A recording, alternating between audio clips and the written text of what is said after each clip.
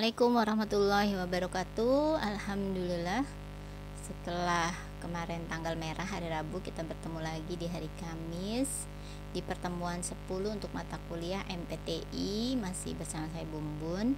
Semoga kalian sehat dan selalu dalam lindungan Allah Subhanahu wa taala. Amin. Di pertemuan 10 ini saya akan bahas tentang manajemen komunikasi proyek.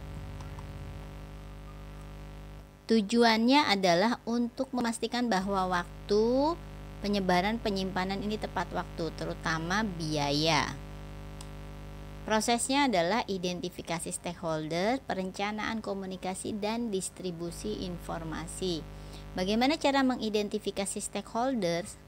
Identifikasi siapa-siapa saja yang akan terlibat dan hubungannya.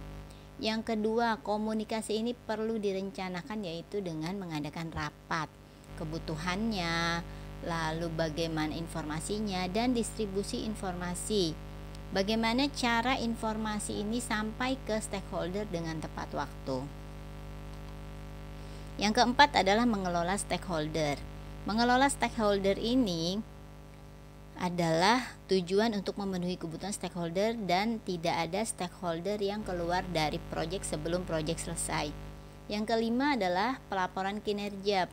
Pelaporan kinerja ini termasuk informasi kinerja, laporan status, pengukuran kemajuan, dan perkiraan selesainya proyek. Perencanaan komunikasi, isi rencananya adalah yang pertama persyaratannya, komunikasi stakeholder, komunikasinya harus sopan dan harus memenuhi aturan. Yang kedua adalah informasi yang akan dikomunikasikan, format isi dan tingkat rincian. Nah, informasinya harus detail, jangan setengah-setengah. Yang ketiga, siapa yang akan menerima informasi dan siapa yang akan memproduksinya. Nah, ini dilihat, jika yang menerima itu tingkat bawah, maka informasinya harus lebih detail. Jika umum saja boleh, jika tingkat atas maka harus lebih detail. Yang keempat adalah metode atau teknologi yang dibutuhkan untuk menyampaikan informasi. Ini bisa via telepon, bisa rapat, bisa langsung, atau via komputer, atau via chat boleh. Yang kelima adalah frekuensi komunikasi. Ini seberapa sering komunikasi terjadi antara tim atau stakeholder. Yang keenam, metode untuk menyelesaikan masalah. Ini perlu dicari agar masalah cepat selesai. Yang ketujuh adalah metode jika ada perubahan untuk memperbarui rencana manajemen komunikasi untuk penyelesaian proyek. Yang kedelapan adalah daftar istilah umum. Nah, ini istilah-istilah yang tidak diketahui di proyek itu harus ada daftarnya. Yang keempat, distribusi informasi. Tujuannya apa? Agar informasi yang diberikan ke orang yang dituju ini tepat waktu dan formatnya sesuai. Cara yang digunakan untuk distribusi informasi adalah yang pertama menggunakan teknologi. Contohnya tadi seperti yang saya bilang, email, SMS, chat, telepon. Nah, ini tatap muka lebih efektif. Yang B adalah metode formal dan informal. Jadi kalau informal ini seperti ngobrol biasa, tapi kalau formal mungkin seperti rapat ya. Yang C adalah penanganan informasi agar dapat didistribusikan dengan efektif dan tepat waktu. Nah, ini harus tepat waktu. Jangan informasi yang sekarang tapi baru besok diketahui oleh si stakeholder, maka harus sekarang juga diketahui. Cara yang digunakan untuk mendistribusikan informasi yang keempat adalah media yang cocok. Jangan main asal memilih media, tetapi misalkan ngobrol dengan manajer tapi medianya adalah SMS atau chat, itu tidak cocok. Yang lebih cocok adalah langsung bertatap muka. Yang E adalah teknik komunikasinya. Nah, ini kita lihat juga orang yang ngobrol dengan kita. Kalau dia lebih tingkat di atas, maka teknik komunikasi harus lebih formal. Yang keenam adalah teknik menyampaikan berita buruk. Ini jangan tergesa-gesa, tapi ambil yang benar-benar kondisinya itu semua tenang.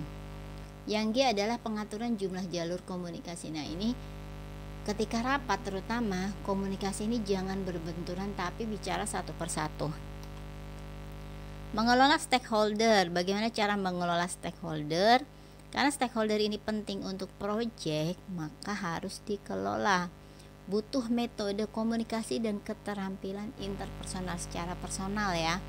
Lalu juga alatnya yang biasa digunakan matriks manajemen harapan atau expectation management matrix, berisi ukuran keberhasilan, prioritas harapan, dan pedoman.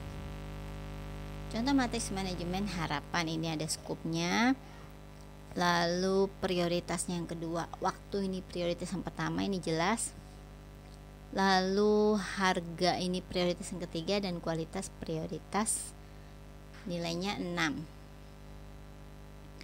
Ini adalah pernyataan statement harus clearly defined. Jadi harus benar-benar clear gitu, benar-benar dijelaskan semuanya. Fokusnya pada meeting, fokusnya di dalam rapat untuk memenuhi kebutuhan. Waktu ini adalah dilihat dari tanggalnya, deadline-nya harus segera terpenuhi. Lalu sponsor dan programnya harus diperingatkan jika memang tujuannya sudah ingin deadline. Yang ketiga adalah harga ya, tadi waktu sekarang harga. Nah, ini harus sesuai dengan kebutuhan dan harus sesuai dengan biaya yang sudah dianggarkan. Harga ini sangat penting, tapi but it takes a backseat to meeting schedule and then scope goals. Nah, itu balik lagi kepada jadwal meeting dan tujuannya. Jadi kalau bisa untuk biaya ini sesuai ya.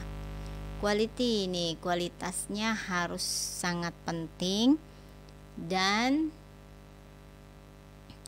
dapat dibangun dengan proses-proses yang baik, dengan uji-uji dari si pembuat aplikasi. Lalu kualitasnya untuk